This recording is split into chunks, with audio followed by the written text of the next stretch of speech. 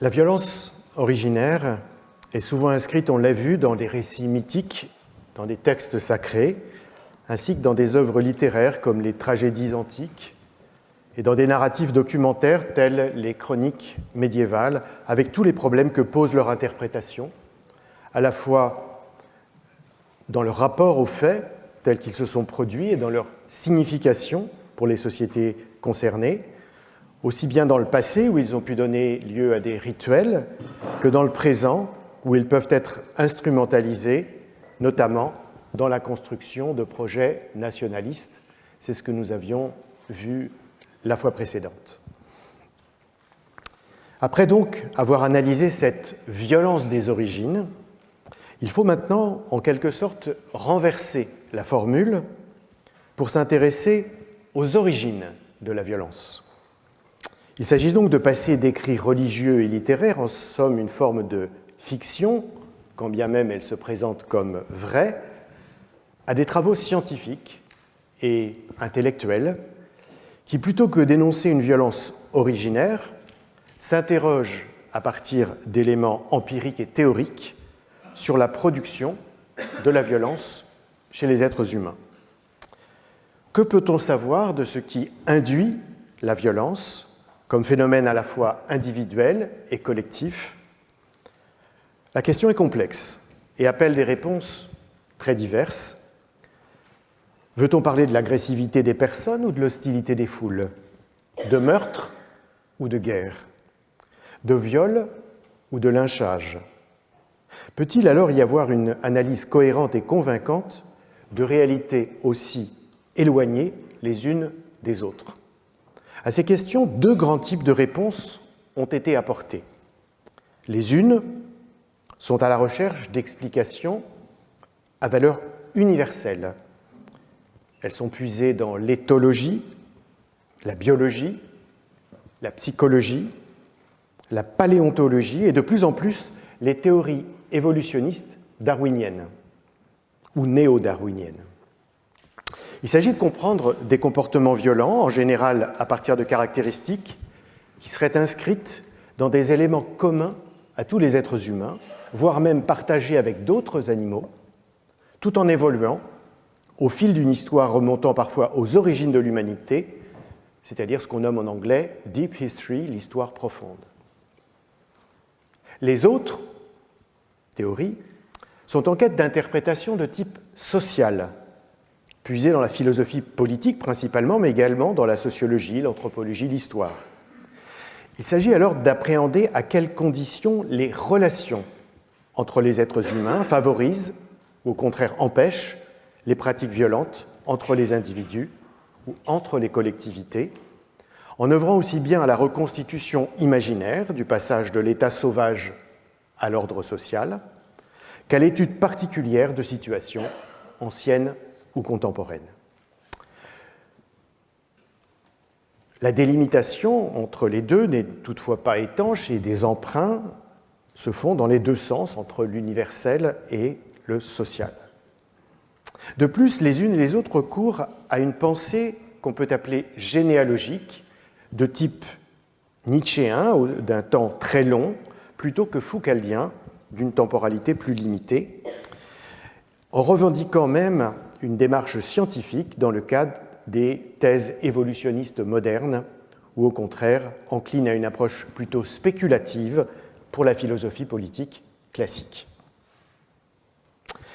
Sous-jacente à ces lectures des origines de la violence, aussi diverses soient-elles, comme je viens de l'indiquer, il y a souvent une composante morale commune, à savoir que la violence, c'est le mal, qu'elle doit donc être éliminée, et même que par des phénomènes d'adaptation, comme le pensent les évolutionnistes, ou bien par des logiques de contractualisation, telles que les conçoivent les philosophes, elle aurait, à l'échelle de l'humanité et de son histoire, reculé.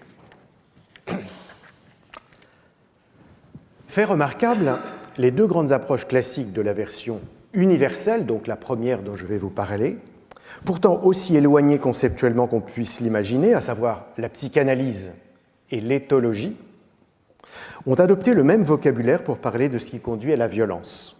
Les deux mots qu'ils utilisent le plus souvent sont instinct et pulsion, pour parler pour les uns de l'agressivité des humains et pour les autres de l'agressivité des animaux.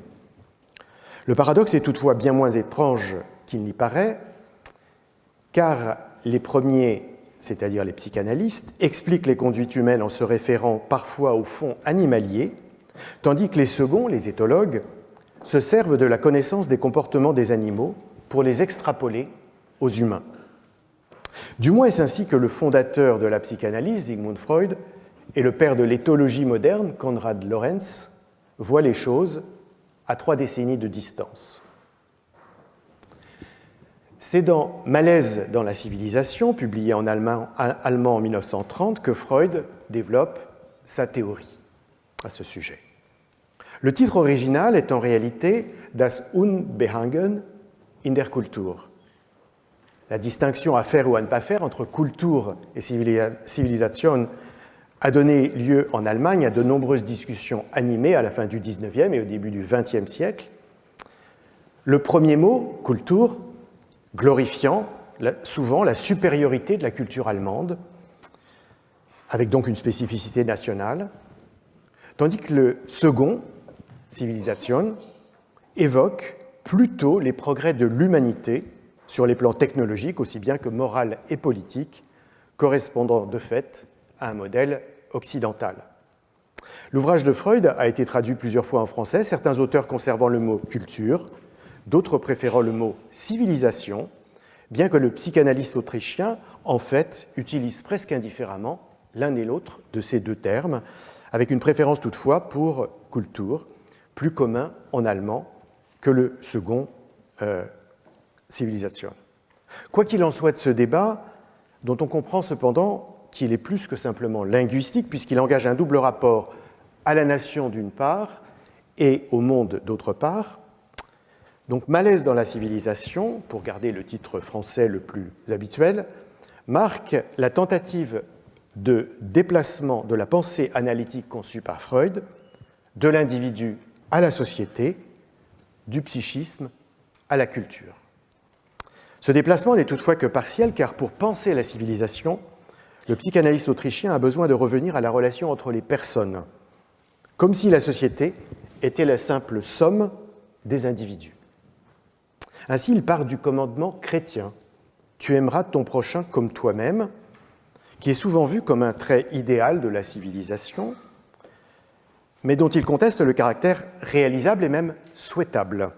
En effet, hormis dans la relation amoureuse et plus largement dans les liens familiaux et amicaux, il n'y a aucune raison d'aimer quelqu'un, écrit-il, s'il m'est inconnu, s'il ne m'attire par aucune qualité personnelle et s'il n'a encore joué aucun rôle dans ma vie affective. Et il poursuit, non seulement cet étranger n'est en général pas digne d'amour, mais pour être sincère, je dois reconnaître qu'il a plus souvent droit à mon hostilité et même à ma haine. Ce qui le conduit à ce propos général, la part de vérité que dissimule tout cela et qu'on nie volontiers se résume ainsi: l'homme n'est point cet être débonnaire, au cœur assoiffé d'amour, dont on dit qu'il se défend quand on l'attaque, mais un être au contraire qui doit porter au compte de ses données instinctives une bonne somme d'agressivité. Et plus loin encore, l'homme est tenté de satisfaire son besoin d'agression aux dépens de son prochain, d'exploiter son travail sans dédommagement, de l'utiliser sexuellement sans son consentement, de s'approprier ses biens, de l'humilier, de lui infliger des souffrances, de le martyriser et de le tuer. Cette agressivité, donc, si elle peut répondre à une provocation, se manifeste en fait souvent, pour Freud, de manière spontanée, démasquant, je le cite, « sous l'homme la bête sauvage qui perd tout égard pour sa propre espèce ». La doctrine des instincts ou la théorie des pulsions, qui sont les deux expressions qui traduisent le mot allemand « Trieb-Lehre », permet d'éclairer le combat entre Eros et Thanatos dans le monde. Je cite encore, « La signification de l'évolution de la civilisation cesse d'être obscure dès lors que l'on comprend que cette lutte entre pulsion de vie et pulsion de mort, telle qu'elle se déroule dans l'espèce humaine, Cette thèse, ironise-t-il, n'est cependant pas acceptée par ceux qui préfèrent les contes de fées et font la sourde oreille quand on leur parle de la tendance native de l'homme à la méchanceté, à l'agression, à la destruction et donc aussi à la cruauté. Or, ce malaise dans la civilisation dont il parle tient à ce que, pour s'opposer aux inclinations agressives et destructrices de l'instinct de mort, les êtres humains doivent faire des sacrifices en renonçant au plaisir qu'ils auraient à se laisser aller sur cette pente. Il y a donc un coût à ces sacrifices. Tandis, je le cite, que l'homme primitif ne connaissait aucune restriction à ses instincts, au contraire, l'homme civilisé a fait l'échange d'une part de bonheur possible contre une part de sécurité. Ainsi donc, pour le psychanalyste autrichien, la société s'interprète à partir de l'individu et la violence dans le monde à travers le psychisme. Tout est affaire d'économie libidinale, d'instinct ou de pulsion. Au fond, ce qu'il nomme la nature humaine se trouve au fond de ce qu'il nomme la nature humaine se trouve cet état animal, je le cite, que les êtres humains ont hérité de leurs ancêtres. Et en fait, il y a plus qu'un héritage, un legs, dans la manière dont Lorenz conçoit, lui, la relation entre l'animal et l'humain dans son livre « L'agression, une histoire naturelle du mal », dont la version allemande est parue en 1963. On notera à nouveau une différence dans le titre entre la traduction française et l'original allemand. En effet, Das ungenannte Böse zur Naturgeschichte der Aggression signifie littéralement « le soi-disant mal pour une histoire naturelle de l'agression ». Par conséquent, cette histoire naturelle n'est pas celle du mal, mais celle de l'agression, alors même, et la distance prise par l'auteur à travers le mot « soi-disant » disparaît en français au profit d'une essentialisation du mal, puisque l'agression, une histoire naturelle du mal, alors même que l'ouvrage de Konrad Lorenz vise à montrer que l'agressivité n'est pas un mal en soi. Il faut à ce propos ajouter qu'en allemand, comme du reste en anglais, le mot « aggression » renvoie aussi bien à un acte, le fait d'agresser quelqu'un, qu'à une propension, une tendance agressive. Ce qu'en français on distingue par agression et agressivité. C'est à ce second sens que s'intéresse l'éthologue autrichien. Mon livre traite de l'agressivité et, précise-t-il, c'est-à-dire de l'instinct de combat de l'animal et de l'homme dirigé contre son propre congénère. Alors cette dernière indication est essentielle car la question centrale concerne l'agressivité telle qu'elle se manifeste au sein d'une même espèce. Ce qui semble s'opposer en effet au principe darwinien selon lequel les animaux mettent en œuvre des comportements et des adaptations censés favoriser justement la conservation de leur espèce. En effet, ces comportements et ces adaptations, on les observe logiquement dans les combats entre les animaux de différentes espèces, et plus particulièrement dans les cas de prédation pour lesquels la pression sélective s'exerce sur les deux protagonistes à la fois. Ainsi, explique Lorenz, les grands félins développent une capacité de saut et une puissance de leurs pattes pour renverser leur proie, tandis que les antilopes bénéficient de sens plus affinés et de membres plus rapides pour échapper à leurs prédateurs, les uns et les autres assurant ainsi dans le long terme une certaine stabilité de leur espèce. Mais à l'inverse, poursuit-il, on comprend mal a priori en quoi l'agressivité au sein d'une même espèce peut s'avérer positive. En fait, selon lui, plusieurs logiques distinctes sont à l'œuvre. D'abord, les rivalités entre congénères amènent à une meilleure occupation des espaces vitaux disponibles, et du reste, une fois les frontières établies entre leurs territoires respectifs, les combats cessent. Ensuite, les affrontements entre rivaux, le plus souvent mâles, permettent d'opérer une sélection des plus robustes et des plus résistants, dont la domination sexuelle va favoriser une progéniture plus forte, sans qu'en général les vaincus ne soient mis à mort, étant même protégés par le reste du groupe, lors d'attaques ultérieures. Enfin, l'agressivité, spécialement chez les femelles, peut être mise au service de la défense de leurs petits face à des menaces diverses. Ces trois logiques montrent que, loin d'avoir un effet négatif sur la conservation de l'espèce, l'agressivité peut au contraire, dans une perspective évolutionniste bien sûr, la faciliter. Mais il ne s'agit pas pour Konrad Lorenz d'en faire l'éloge, d'autant qu'elle ne fonctionne pas toujours de manière aussi profitable pour le groupe, mais simplement de la comprendre et de le faire dans ce qu'il appelle le grand parlement des instincts.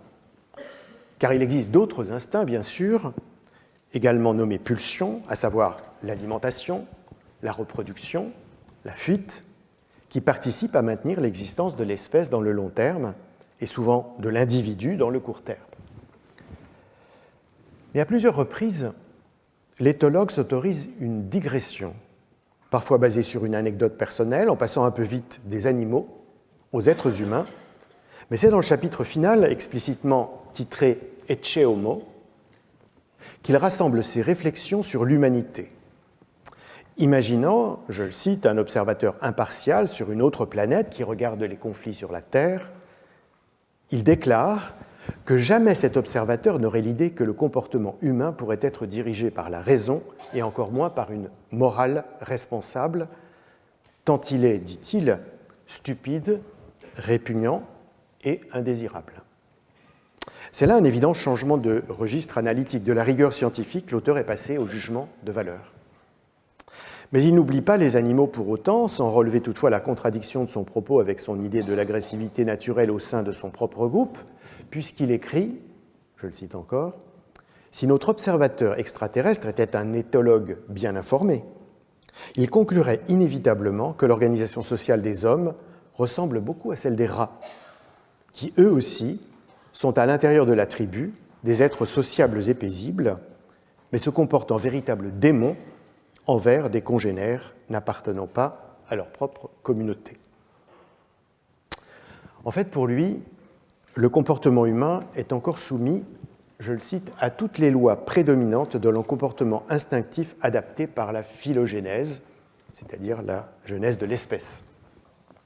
Mais à la différence de l'homme primitif, comme il l'appelle, qui pouvait sans frein décharger son agressivité, l'homme contemporain se trouve inhibé par une responsabilité morale qui lui impose, vainement le plus souvent, de ne pas être violent, et vous voyez le rapprochement avec la théorie freudienne.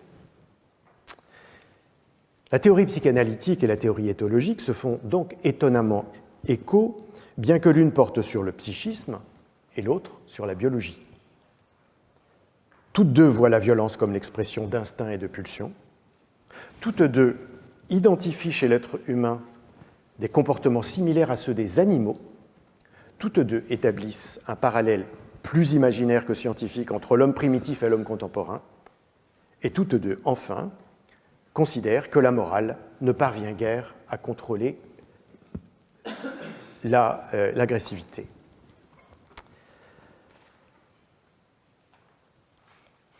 On a donc affaire à deux théories naturalistes, le psychanalyste évoquant la nature humaine, l'éthologue les lois de la nature.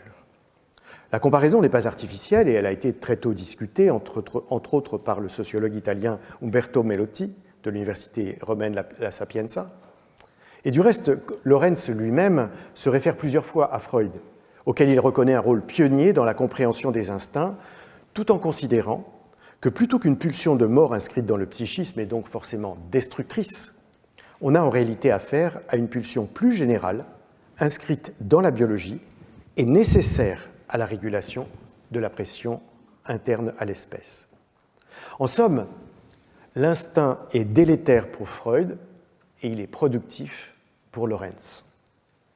Malgré cette différence majeure, les convergences entre les deux théories sont remarquables.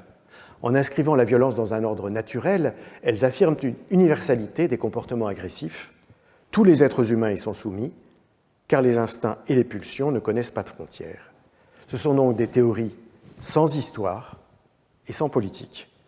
Sans histoire, car même à l'échelle des aires géologiques, des animaux aux hominidés et des hominidés aux êtres humains, ce sont toujours les mêmes mécanismes qui sont à l'œuvre.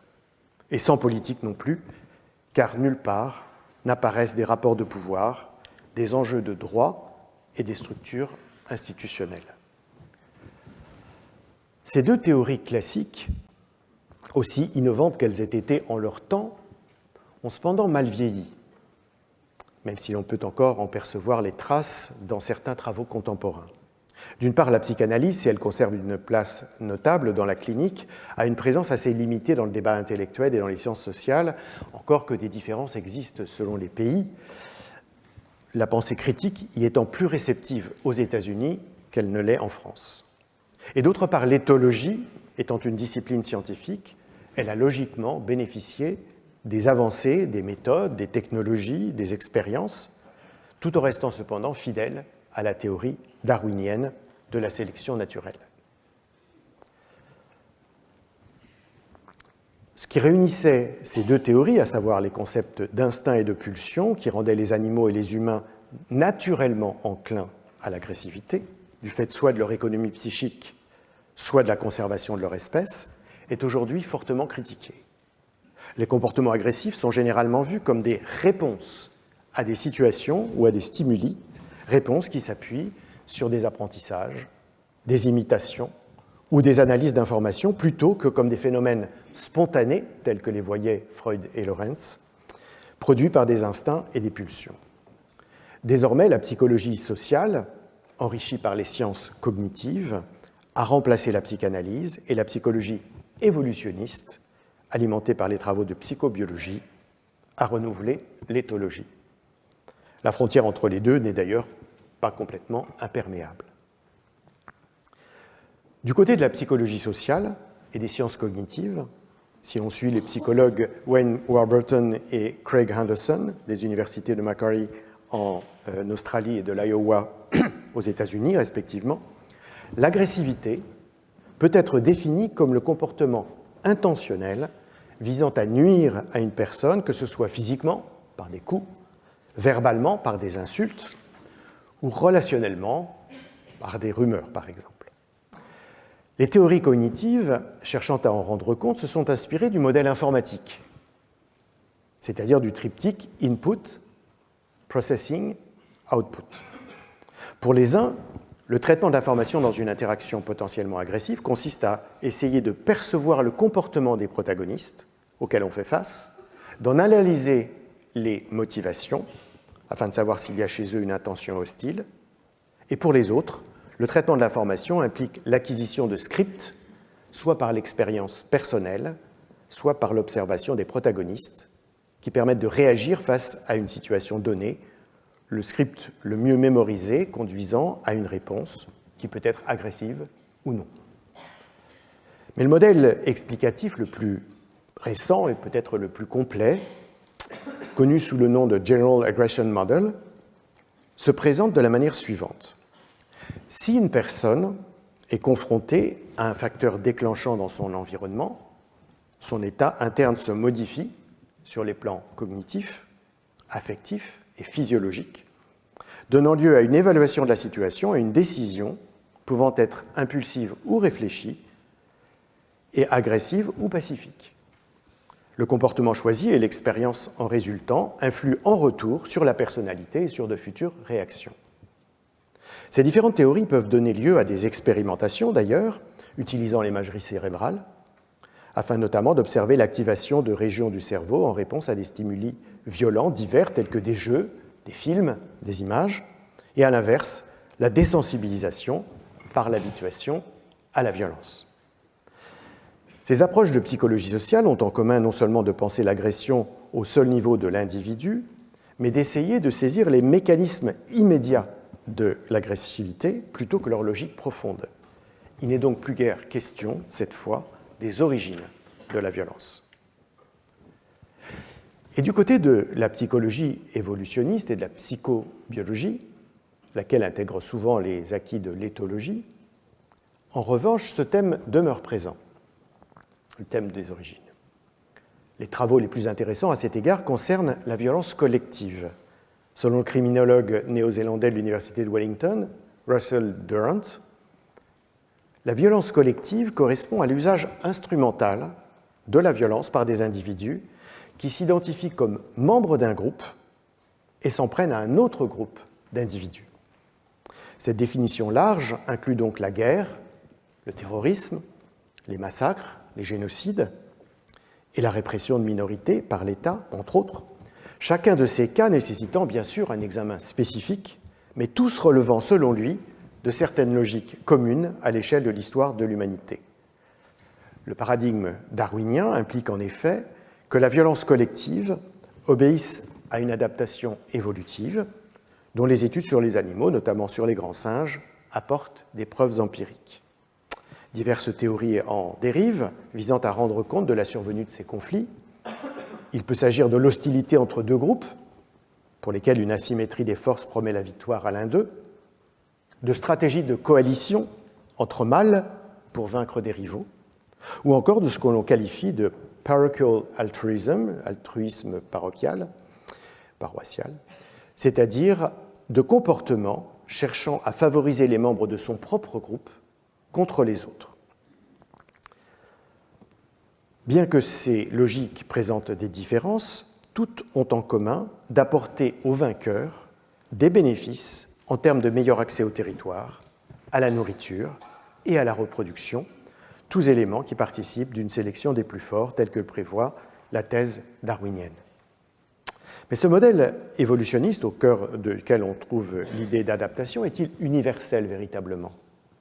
Certains auteurs ont avancé deux arguments pour le contester, en tout cas pour ce qui est des êtres humains. D'une part, il semble que la violence collective ne soit devenue un phénomène fréquent qu'au cours, si l'on ose dire, des 12 000 dernières années. D'autre part, il apparaît que la violence collective n'est pas retrouvée dans toutes les sociétés.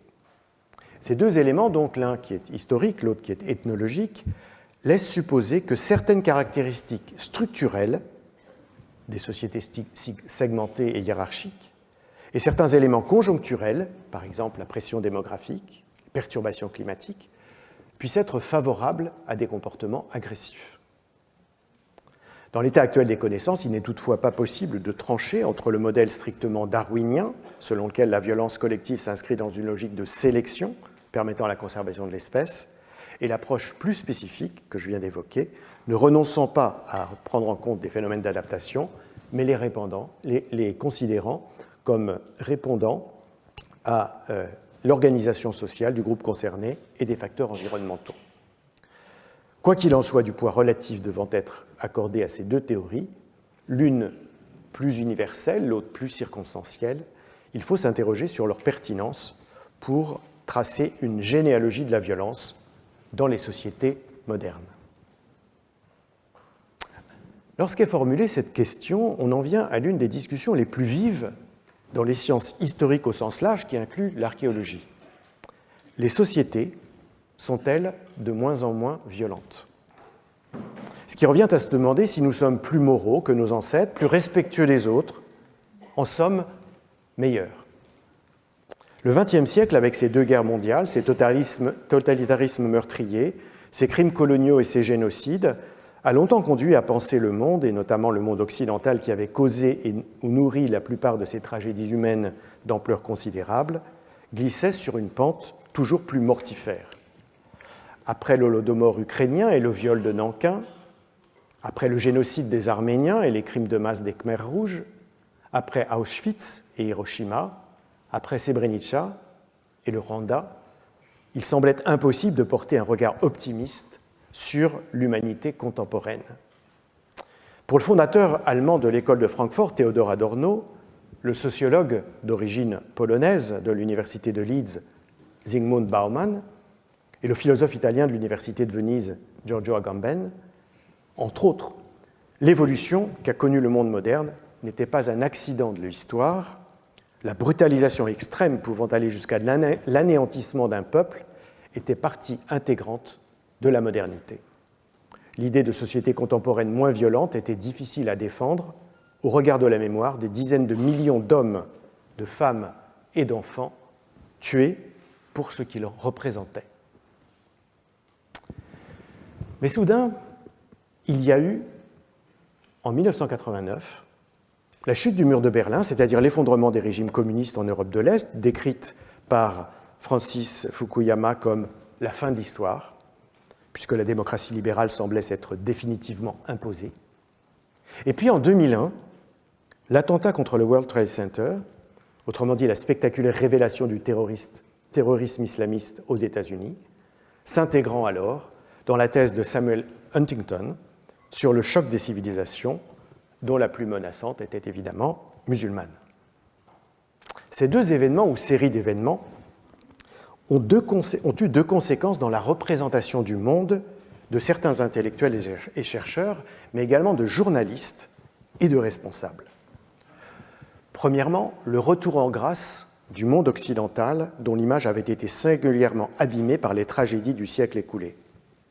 Et corrélativement, la production d'une altérité radicale qui pouvait servir d'antithèse aux valeurs occidentales retrouvées.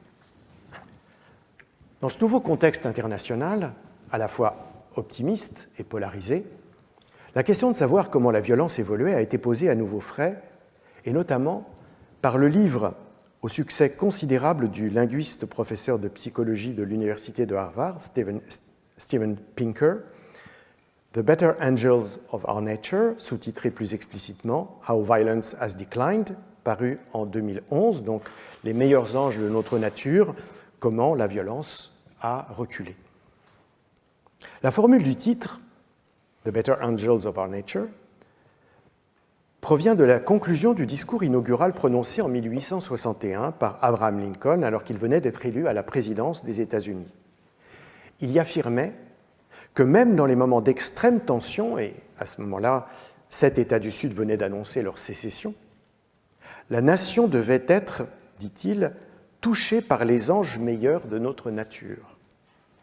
Expression qui est devenue célèbre, bien qu'elle fût immédiatement démentie par les faits, puisqu'on était à l'aube d'une guerre civile au cours de laquelle près d'1 million de soldats et de civils perdirent la vie.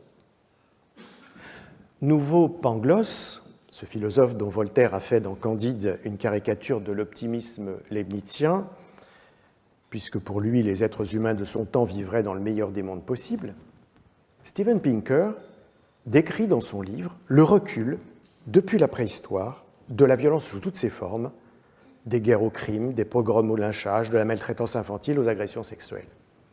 Il insiste sur le double processus de pacification et de civilisation qui est à l'œuvre, mobilisant dans le premier cas, pacification, la théorie de Thomas Hobbes, et les études sur les chimpanzés, et dans le second, c'est-à-dire la civilisation, eh bien, la thèse bien sûr de Norbert Elias, ainsi que les statistiques sur les homicides.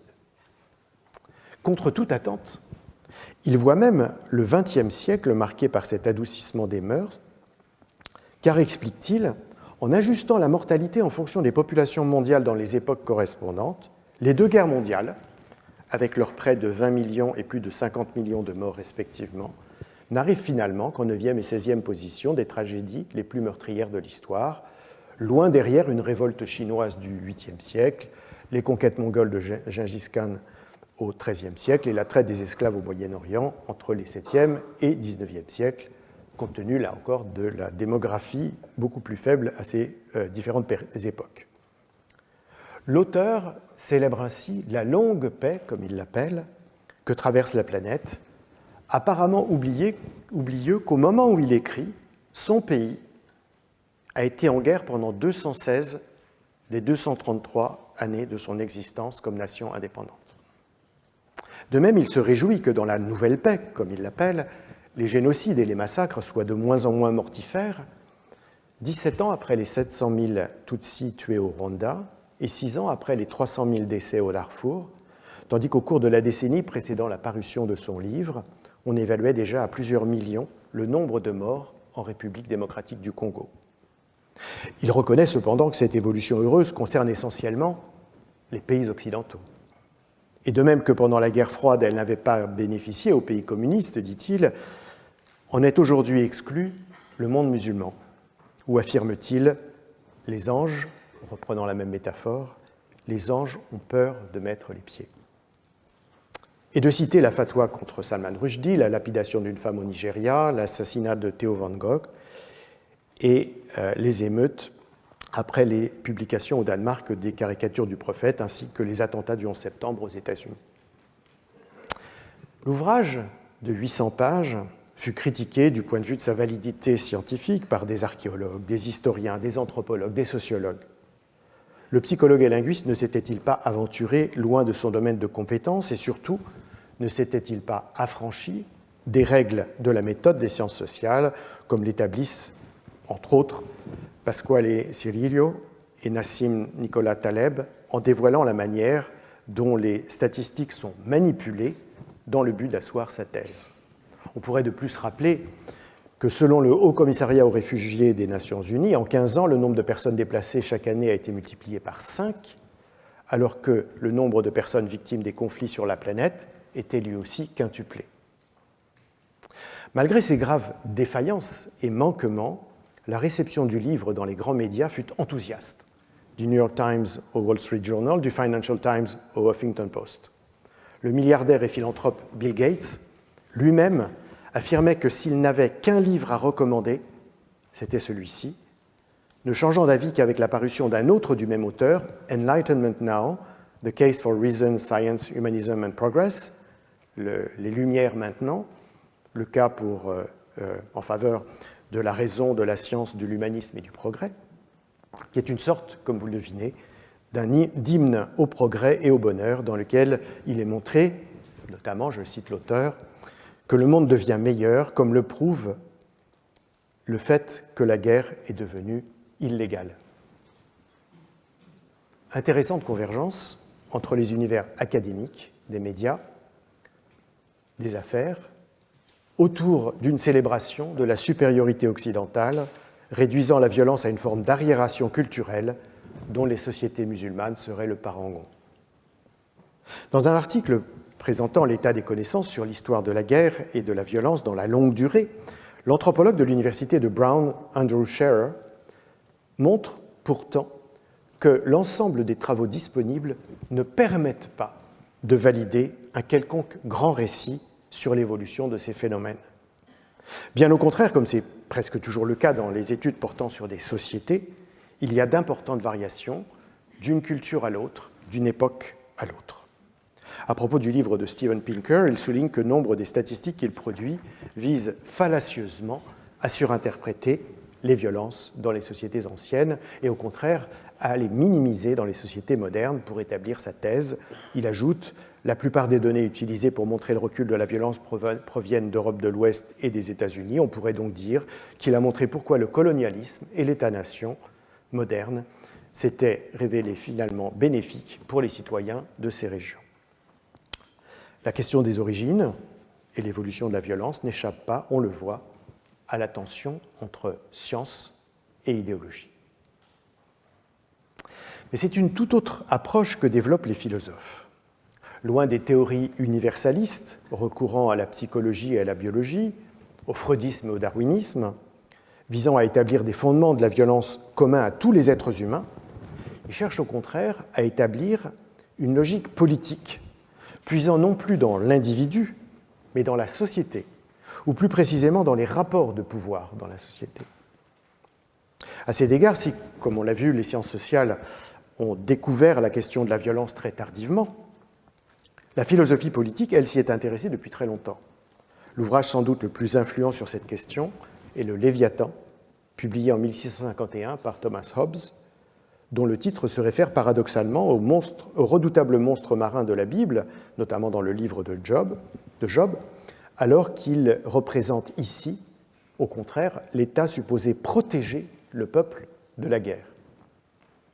Le sous-titre en est « Traité de la matière, de la forme, du pouvoir, de la république ecclésiastique et civile », le terme utilisé en anglais étant « Commonwealth ». Après avoir longuement discuté de la sensation et de l'imagination, de la raison et de la science, des passions et des vertus, des mœurs et de la religion, c'est dans le 13e chapitre, intitulé « De la condition naturelle des hommes en ce qui concerne leur félicité et leur misère », que l'auteur commence à élaborer sa théorie politique. Selon lui, au-delà des évidentes différences qui existent entre les êtres humains, la nature les a fait égaux du point de vue des facultés du corps aussi bien que des facultés de l'esprit. Et c'est là l'origine de la violence. Je le cite, de cette égalité de capacité résulte une égalité d'espoir d'atteindre nos fins. Et par conséquent, si deux hommes désirent la même chose, dont ils ne peuvent néanmoins pas jouir tous les deux, ils deviennent ennemis. Et pour atteindre leur but, qui est principalement leur propre conservation et parfois leur seul plaisir, ils s'efforcent de se détruire ou de se subjuguer l'un à l'autre. Face à cette redoutable perspective, la défiance s'installe alors entre les êtres humains et la seule façon pour eux de se mettre en sécurité consiste à agir par anticipation en se rendant maître du plus grand nombre possible d'autres individus jusqu'à ne plus être menacés par aucun. En conséquence, poursuit-il, il est manifeste que pendant le temps où les hommes vivent sans un pouvoir commun qui les maintienne tous dans la peur, ils sont dans cette condition qu'on appelle guerre, une guerre dans laquelle chaque homme est contre chaque homme. Dans ce contexte donc d'hostilité de tous contre tous, comme le précise encore le philosophe, rien ne peut être injuste, car les notions de bien et de mal, de justice et d'injustice n'y ont aucune place, puisque là où il n'y a pas de pouvoir commun, il n'y a pas de loi, et là où il n'y a pas de loi, il n'y a pas d'injustice. Notons ici un certain glissement conceptuel entre le droit, la loi, et la morale, la justice, car on peut ressentir une injustice, quand bien même la loi n'existe pas, ou même existe, mais ne la reconnaît pas. Donc en résumé, pour Hobbes, du fait de la rivalité et de la défiance existant entre les êtres humains, les seules relations possibles relèvent de la guerre de tous contre tous. Et il en tire un précepte en deux temps. Je le cite, « Tout homme doit œuvrer à la paix aussi longtemps qu'il a l'espoir de l'obtenir. Et quand il n'y parvient pas, il peut rechercher et utiliser tous les secours et avantages de la guerre. » Donc la première partie, rechercher la paix, est la loi fondamentale de nature. Et la seconde, se défendre par tout moyen, est un droit de nature.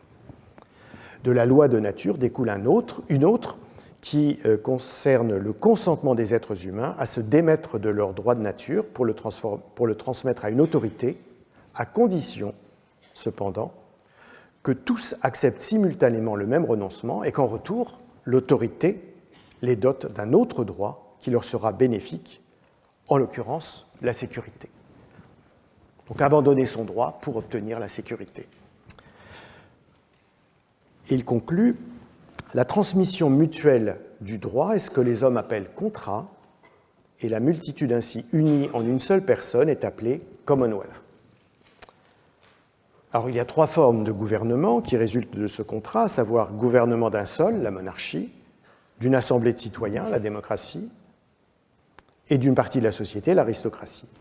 Et le philosophe, lui, accorde sa préférence à la première, il est un partisan de la monarchie absolue. Il a cependant introduit un changement majeur dans la manière de la concevoir, puisqu'elle n'a plus une origine divine, comme on le pensait à l'époque, mais une origine contractuelle.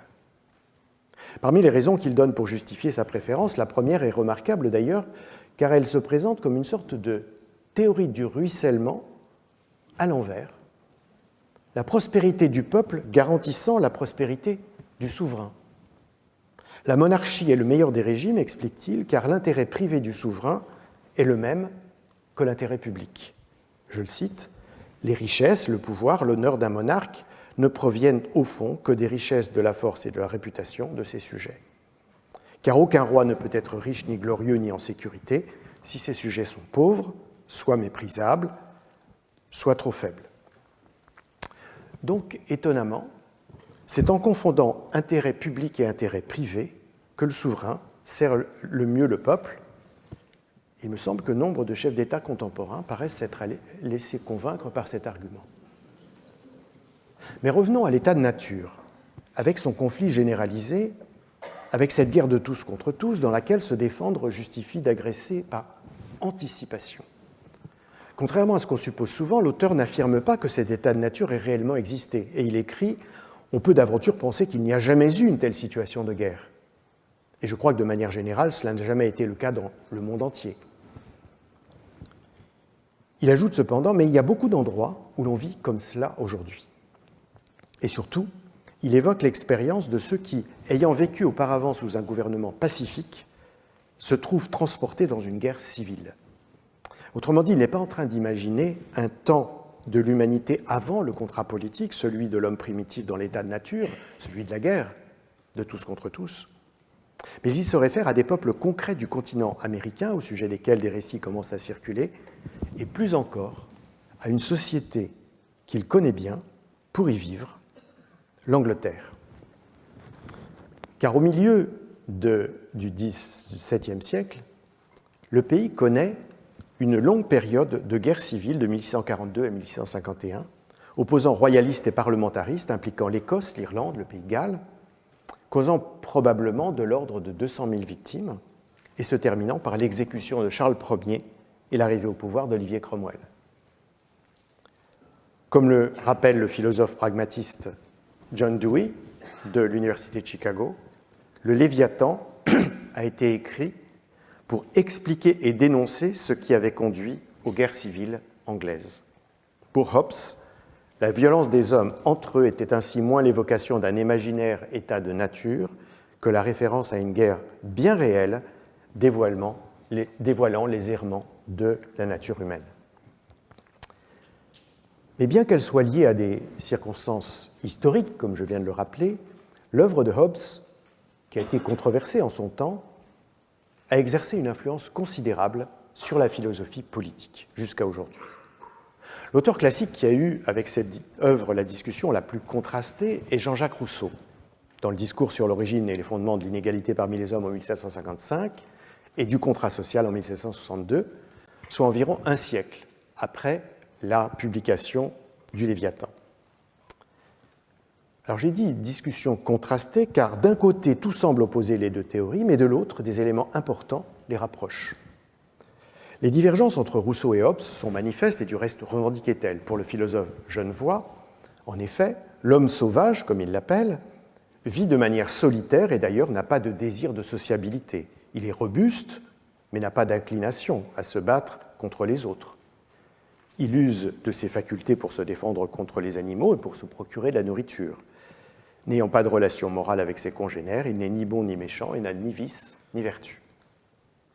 Cependant, il éprouve une répugnance innée à voir la souffrance, cette pitié relevant d'un sentiment naturel partagé même avec les animaux. En réalité, pour Rousseau, c'est la société civile qui corrompt l'être humain, lui fait perdre sa force et son courage, le soumet à l'oppression des plus forts. Si les uns dominent avec violence, tandis que les autres se trouvent asservis, de telles relations n'existent pas selon lui dans l'état de nature, dont il faut rappeler qu'il ne considère pas lui non plus comme ayant réellement existé. Il parle de supposition de cette condition primitive.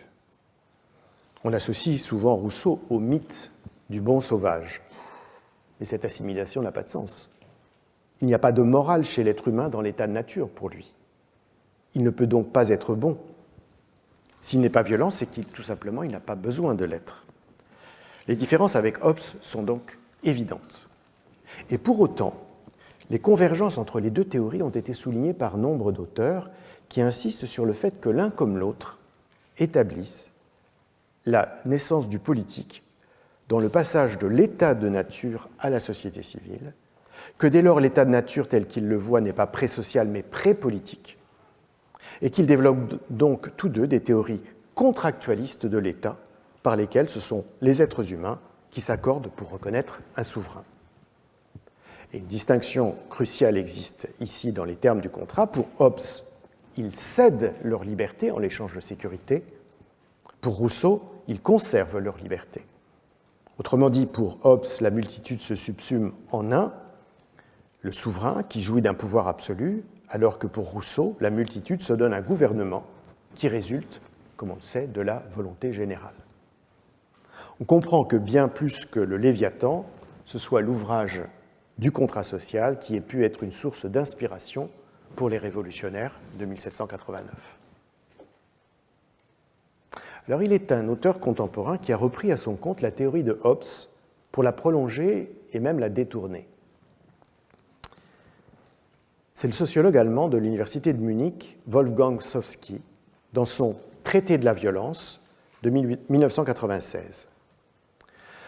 Le livre s'ouvre par un récit mythique à la manière du philosophe anglais.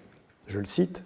« Quand les hommes étaient libres et égaux, chacun avait tout à craindre d'autrui. La vie était brève, la peur était immense, aucune loi ne mettait à l'abri des agressions, tout le monde se méfiait de tout le monde. » On retrouve la lecture hobbesienne. Pour tenter de remédier à cette situation, une décision fut prise.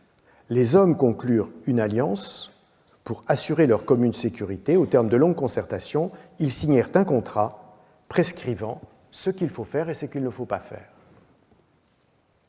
Donc on retrouve là les idées d'état pré-politique, de société civile et de contrat, comme chez Hobbes. Mais les choses ne se passèrent pas ainsi que le prévoyait la théorie hobbesienne. L'ordre prévalut sur la sécurité, la prohibition sur la liberté, la répression des dissidences fut impitoyable, la fermeture des frontières fut décidée. Au bout d'un certain temps de ce régime autoritaire et brutal, une révolte se produisit, les armes cédées au pouvoir furent reprises, la charte du contrat fut brûlée, il y eut des destructions et des massacres. Après la ville, la campagne fut elle aussi dévastée, ainsi que ses habitants.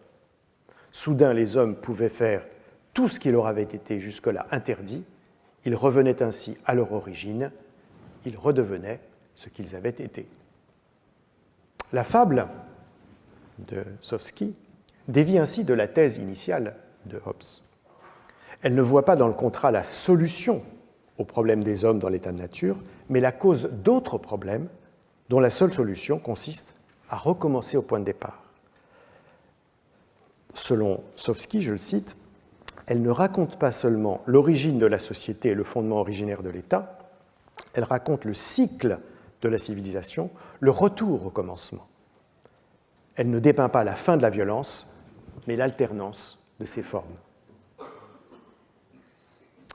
Donc les hommes, sans la loi, sont violents entre eux, mais s'ils se donnent une loi, elle devient source de nouvelles violences. On pourrait certes objecter que les formes de gouvernement diffèrent à cet égard, que la démocratie n'est pas le totalitarisme et que par conséquent le maintien de l'ordre, le respect des libertés, le règlement des désaccords, la protection des frontières n'appellent pas nécessairement de répression féroce et de rébellion en réaction. Pourtant, la fable, dans son refus de tenir compte de ces différences, contient pour Thomas Sofsky une double vérité. Je le cite. Premièrement, tout pouvoir est fondé en dernier ressort sur l'arbitraire et la peur de la mort. Et deuxième principe, aucun langage n'est plus convaincant que le langage de la violence. Pour comprendre cette vision sombre, peut-être faut-il se souvenir que son ouvrage précédent portait sur l'organisation de la terreur dans les camps de concentration nazis. Pour autant, il serait trompeur de réduire sa théorie de la violence à cette seule composante, d'autant que son projet est de décrire des formes de violence dans leurs modalités concrètes, la torture, l'exécution, le combat, la chasse, le massacre, plutôt que dans leurs causes hypothétiques. Et dans le dernier chapitre du livre, l'auteur ajoute une sorte de conclusion à la fable. Après la chute du pouvoir, les chefs rebelles reconduisent en ville les dignitaires qu'ils ont renversés.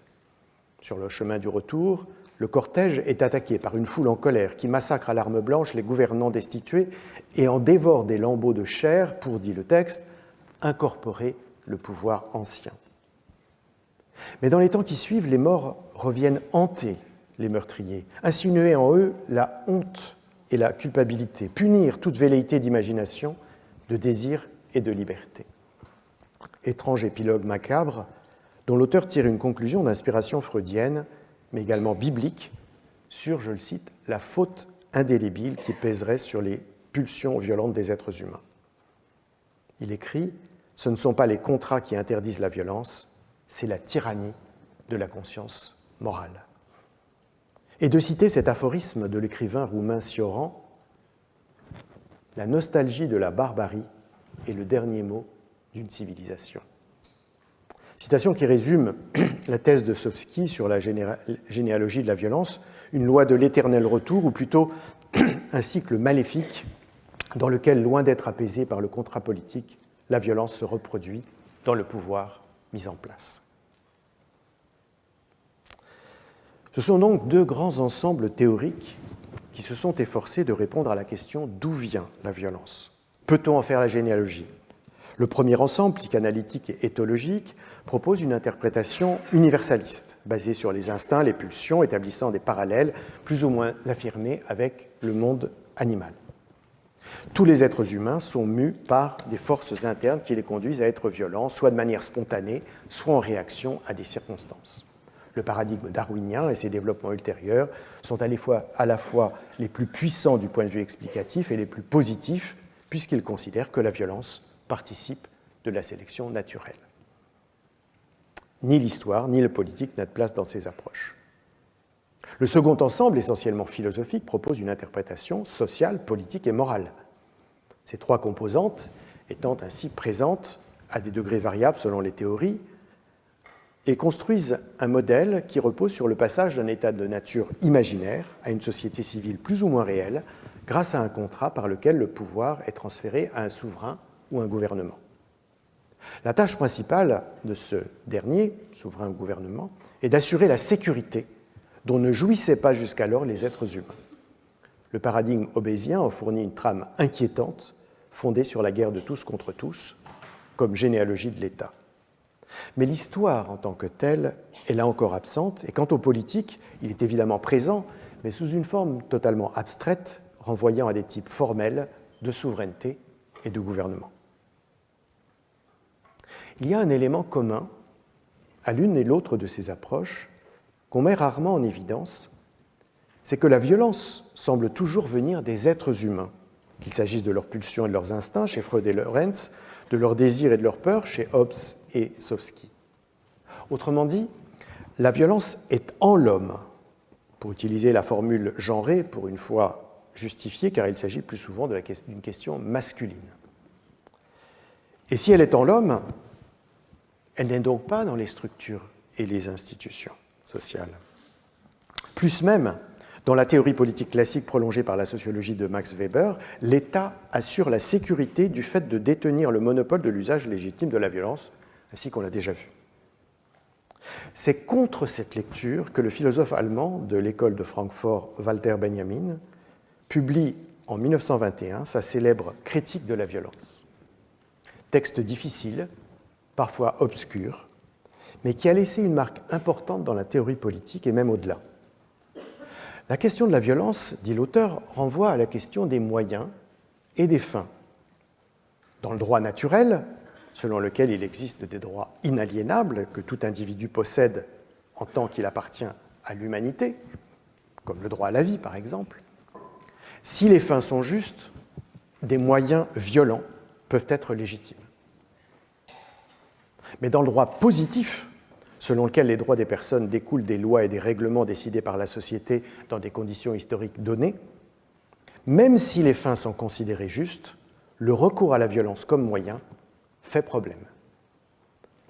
Laissant de côté le droit naturel, qu'il soit inspiré de Hobbes ou de Darwin, car tous deux se situent en dehors de tout espace social concret, Walter Benjamin se tourne vers le droit positif, qui est celui qui est mis en œuvre donc par les êtres humains en société. Dans ce cadre, les individus n'ont pas le droit d'exercer une violence, fût-elle motivée par la poursuite de fins justes. Pour l'exprimer simplement, il est interdit de se faire justice soi-même.